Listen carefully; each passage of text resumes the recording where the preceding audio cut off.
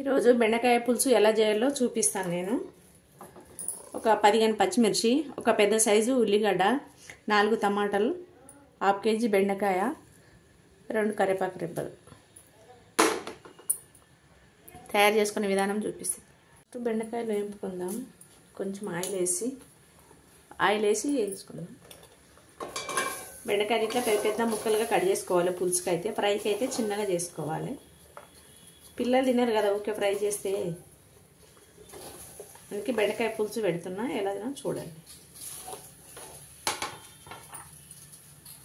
కొంచెం ఆయిల్ వేసుకుందాం.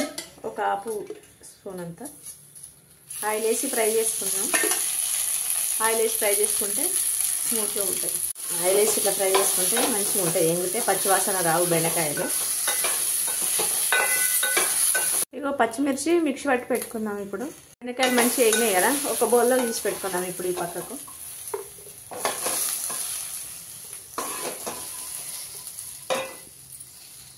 బెండకాయలు ఫ్రై చేసుకున్నాం కదా, అదే ప్యాన్లోకి 2 స్పూన్లు ఆయిల్ వేసుకుందాం.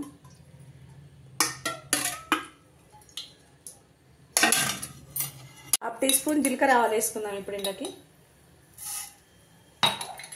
ఇదివరదాకా ఒక ఉల్లిగడ్డ కట్ చేసి పెట్టుకున్నాం కదా, అది గిట్ట వేసేస్తున్నా.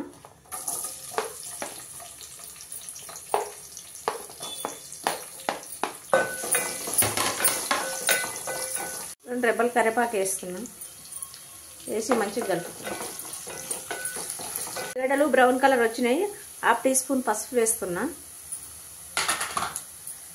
1/2 టీ స్పూన్ అల్లం పేస్ట్.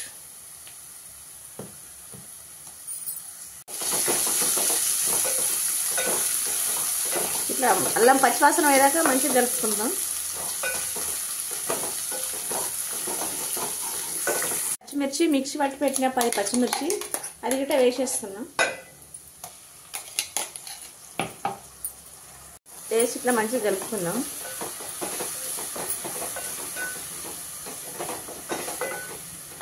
వేసినాక ఈ పచ్చికారం ఒక 2-3 నిమిషాలు ఉడకనిద్దాం మూత పెట్టేసి.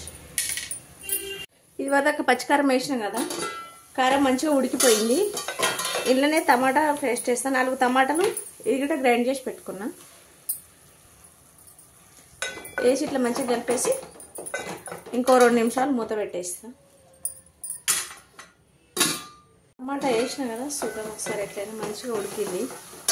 టమాటా ఎందుకు మిక్సీ పట్టిందంటే బెండకాయ పులుసు కదా ఇది. బెండకాయ పులుసు చింతపండు గిట్ట వేసుకోవచ్చు.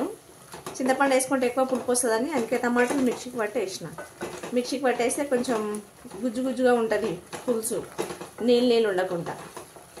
అంటే కొన్ని వాటర్ గిట్ట వేసేసుకుందాం. ఈ వాటర్ బాగా మసిలినాక బెండకాయలు వేసేస్తా. కొంచెం 1/2 టీ స్పూన్ సాల్ట్ వేస్తున్నా. సాల్ట్ ఫస్ట్ మిరపకాయలు అలా వేసిన మిక్సీ పెట్టేటప్పుడు చూస్తాను. పులుసు అయితే బాగా మరుగుతున్నది. ఒక 1/2 టీ స్పూన్ ధనియాల పౌడర్ వేస్తాను. ఇలా టేస్ట్ గురించి ధనియాల పొడి వేస్తే మంచిగా ఉంటుంది. ఇప్పుడు బెండకాయలు వేసేస్తా. పులుసు మంచిగా మరుగుతున్నది. మరిగేటప్పుడు బెండకాయలు వేస్తే ఉడికిపోతాయి.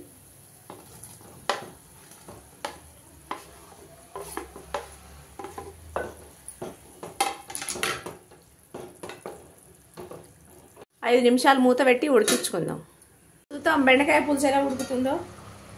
ఆయిల్ అంతా పైకి వెళ్ళింది కదా, పులుసు రెడీ అయింది. సూపర్గా స్మెల్ వస్తుంది. మంచిగా తినాలనిపిస్తుంది. పొయ్యి ఆఫ్ చేసుకుందాం. ఇప్పుడు మా వీడియో అయినా మీకు నచ్చితే షేర్ చేయండి, లైక్ చేయండి, సబ్స్క్రైబ్ చేయండి. మీరు ఎలా చేస్తారో కామెంట్ చేయండి. బెండకాయ పులుసు లక్కీకి వేస్తున్నా. ఎట్లయిందో తిని టేస్ట్ చెప్తాడు. తిన్నానా ఎట్లయింది చూడు.